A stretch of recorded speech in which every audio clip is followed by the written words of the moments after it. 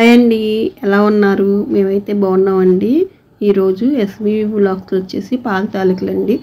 ఇంకా మొన్న చూసారు కదండి, బూందీ మిఠాయి అయితే చేసుకున్నాం కదా, అలాగే అందరం కలిసి మేము పాల తాలికలు అయితే చేసుకున్నాము. ఆ వీడియో అయితే కంటిన్యూ అవుతుందండి. కంటిన్యూ అయ్యే ముందు ఒక చిన్న లైక్ అయితే ఇవ్వండి. ముందుగా మేమైతే ఒక 100 గ్రాముల బెల్లం అయితే తీసుకొని ముక్కలుగా చేసుకొని ఒక 50 గ్రాములు 100 గ్రాములకి వాటర్ అయితే వేసుకొని కాసుకుంటున్నామండి. బెల్లం పాకం వల్లే అయితే వాటర్లే కాసుకోవాలి. ఒక పక్కన గిన్నెలోనేమో పాలు తీసుకున్నాము. మేము వచ్చేసి 2 లీటర్ల పాలు అయితే తీసుకున్నాము. ఇట్లా బెల్లం కరిగిన తర్వాత వాటర్లో అంటే వాటర్ వచ్చేసి 250 ml వరకు వాటర్ తీసుకున్నామండి. 100 గ్రాములు అయితే మేము బెల్లం తీసుకున్నాము. అలా వేసుకొని పిండి కలుపుకోవాలి. మనకు జిగురు వచ్చే వరకు కలుపుకొని దించేసుకోవటమేను. ఇక పాలు అయితే 2 లీటర్లు తీసుకున్నాం కదా, 2 లీటర్లకి ఇంకా మేము 2 లీటర్ల వాటర్ అయితే పోసామండి.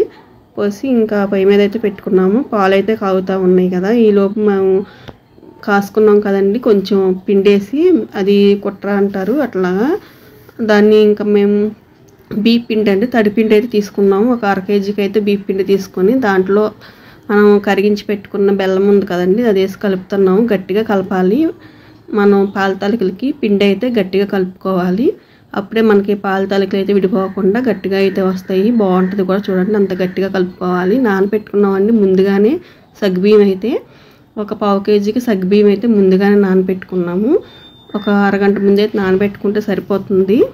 పాలు అయితే కాగాక మనం నానబెట్టుకున్న సగ్గుబియ్యం అయితే వేసుకోవాలండి. పాలు ఒక పొంగు వచ్చాక సగ్గుబియ్యం వేసుకోవాలి. అవి ఉడికేటప్పుడే మనం కలుపుకుంటూ ఉండాలి. వేయంగానే అట్ట వదిలేసేస్తే శుద్ధగట్టేస్తాయి. సగ్గుబియ్యము వేడి మీద ఉంటాయి కదా పాలు, అవైతే ఉడికి పైకి తేలుతూ ఉంటాయండి సగ్గుబియ్యము. అదే టైంలో మనము చక్రాల గిద్దలు ఉన్నాయి కదండి, దాంట్లో అయితే పిండి కలుపుకున్న పిండి బీప్ పిండి అయితే మనం ఆ గిద్దల్లో పెట్టేసుకోవాలి. తడిపిండి అయితే చాలా బాగుంటుంది. బీప్ పిండి నానబెట్టుకొని ముందుగానే తడిపిండి చేసుకుంటే బాగా వస్తాయండి పాల తాలికలు అయితే.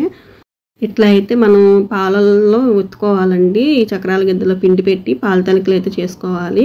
కానీ ఒక గిద్ద ఒత్తిన తర్వాత మళ్ళీ అవి పైకి వచ్చిన తర్వాత రెండో గిద్ద అయితే వత్తాలి. ఎంటెంట అయితే వత్తకూడదు.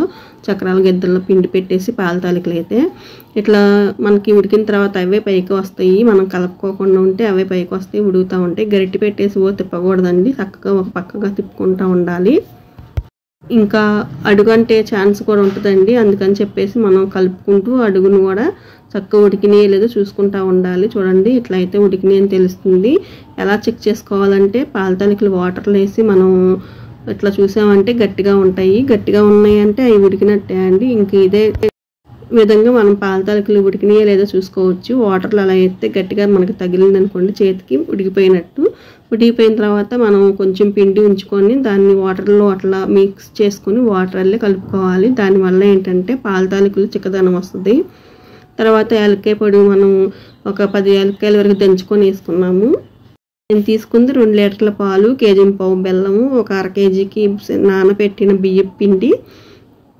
ఇంకా పాకం అయితే పట్టుకోవాలండి. బెల్లం అయితే 1.5 kg తీసుకున్నాం కదా, పాకం పట్టుకొని పక్కన పెట్టుకోవాలి. పాకం అయితే కొంచెం ముద్ర పాకమే కావాలి దీనికి.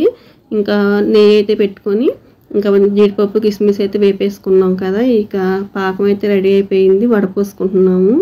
తప్పనిసరిగా బెల్లం పాకం అయితే వడపోసుకోవాలి. నెయ్యిలో ఇంకా వేపుకున్న జీడిపప్పు కిస్మిస్ కూడా వేసుకొని కలుపుకోవాలి. కలుపుకొని మనం వేడి వేడిగా చల్లారాక బాగుంటుందండి. మరి వేడిగా అయితే తినలేము, కొంచెం చల్లారాలి. చల్లారాక మనకు చిక్కపడి ఇలా అయితే ఉంటుంది. చూడండి ఎంత చక్కగా బాగుందో.